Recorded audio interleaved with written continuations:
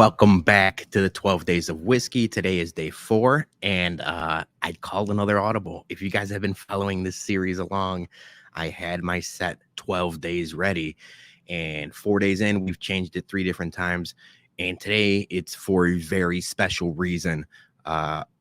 Michter's Toasted Barrel Strength Rye is one of my unicorn bottles.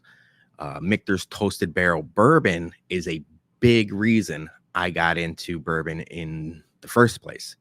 I had that bottle a few years ago now, probably 5-6 years ago now. And that was one of the bottles that made me realize, oh, whiskey might just be something more than hooch to get you drunk. There's an art form to this. There's science behind it. And ever since I had that bottle of Michter's Toasted Barrel Bourbon, I've been chasing the dragon.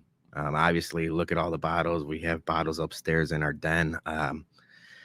It's been a fun journey, but Michter's in general is a big reason for that. If you guys see right there, I'm doing the weatherman thing again. That logo is inspired by the Michter's logo. Please don't sue us, but we're big fans. We, as the bums, are big fans of everything Michter's.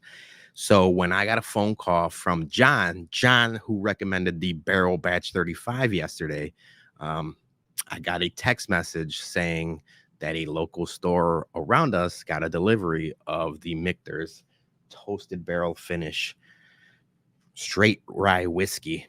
I dropped everything I had and I drove straight towards this. So this is it. This is one of my unicorns. I've loved all of Michter's toasted products. And to tell you the truth, Michter's are quite possibly the kings and queens of toasted barrel finishing. You see a lot of other brands. Elijah Craig Toasted somewhere back there. Penelope Toasted. Everyone is coming out with a toasted finish. No one has perfected the science like Michter's. So Michter's has their own type of wood that gets dried outdoors for a specific amount of time. They also, their lower barrel entry proof of 103 has a big reason, in my opinion, is the big reason why they are, once again, smooth is subjective, but a big reason why they drink softly even at barrel strength. So you're never going to see a Michter's product reach the diesel fuel levels of like 125, 135 proof. It's like some of these other barrel strength whiskeys. The most you'll see them at is like 116, maybe 115. And even that is a stretch. My Michter's Fort Nelson bourbon is 109. Bombergers, which is another Michter's product, 108 proof. This right here is 108.8 proof. Shout out 108 guys. 108.8 proof. I know last year's or the release previous to this was 109 proof. But that's right in that wheelhouse of you're getting a barrel strength product where it's not so, hot, if you will. So yeah, I'm very excited. I was very excited about this. I popped this last night. Watching some shows with my wife, and I couldn't tell you how happy I was. I mean, it's everything I remember the bourbon being, and this rye might be even more special because what I've come to realize is I think I liked finished ryes more than I like finished bourbons. I feel like the rye spice and the rye whiskey in general lends itself to a secondary finish much more than a bourbon would. So that's just something I'm learning. I could be wrong. You could say, man, I like finished bourbons better than finished ryes. But for my palate, I think I like my ryes finished much more than I like my bourbons.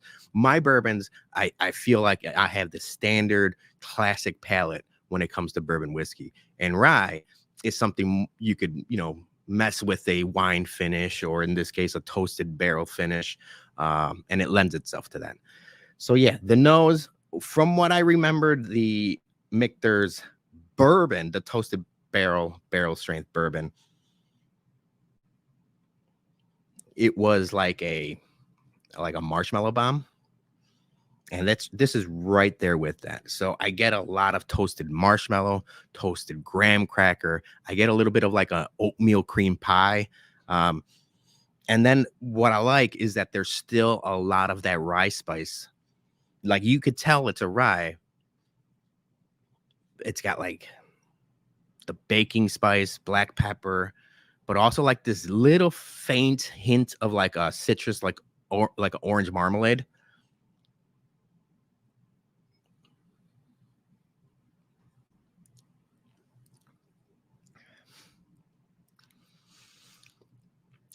I can't tell you how happy I am drinking that in front of you guys, but I'm happy to share this with people. Shout out John for letting me know about the bottle. Obviously, head bum in charge Jason and the rest of the bums. This might be, I always say whiskey is meant to be shared. This might be something I'm sharing with a select few because I'm going to want to make this last. It is damn good. Yeah. So the palate, it's marshmallow, toasted marshmallow, graham cracker, a little bit of chocolate. So s'mores. I know if you guys are watching Dougie's beer reviews, he's doing stoutness. There's a lot of similar notes to some of the, finished stouts where he talked about not liking s'mores all that much because of the Hershey's chocolate. And he does Reese's chocolate instead of Hershey's. I don't know what he's talking about. Hershey's chocolate's been around for 100 years. It's the fastball of chocolate, if you will. And I get a little bit of that there. I get way more marshmallow, which I like. Toasted marshmallow, too. Not burnt. It's not like the black marshmallow on a campfire. It's just like golden brown marshmallow, graham cracker, and then that orange marmalade at the end with like the black pepper baking spices finish. It's warm. It's inviting. It's not overpowering. It's well balanced.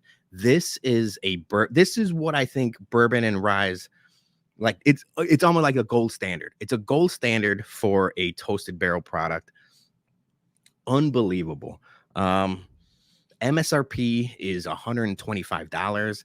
Nowadays, I keep talking about how the price of doing business in bourbon is getting ridiculous.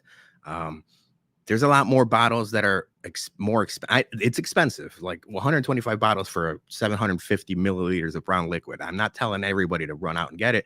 And even if you can, it's very limited, hard to find. I had never seen a bottle for sale at MSRP ever. And I'm not saying I got this at MSRP, but I got it close enough to MSRP to where it justified buying it. But I knew I wanted it. I wanted it bad. I've been wanting it bad for 5-6 years, and I'm happy I got it. So yeah, I called another audible. I wanted to share this with you. I wanted to drink more of it. Basically, I'm going to keep drinking this because it's probably one of my favorite whiskeys ever. And I'm not saying that just, to hype it up or anything like that. I've been wanting a toasted barrel Michter's product in my collection for a long, long time. So I'm happy I got it. I'm going to be talking more about Michter's as a distillery in general in January. So stay tuned for that because I have more of a distillery spotlight video where I'm actually going to be editing things. All of these videos, for the most part, is one take, and I'll bumble and stumble my words, and I'll whatever. My phone's ringing right now. I probably shouldn't have done that. God damn it. All right, I'm going to finish this because if people are blowing up my phone, it's going to be bad for business. Thank you guys for watching. We'll see you tomorrow for day 5 of the 12 Days of Whiskey. Cheers.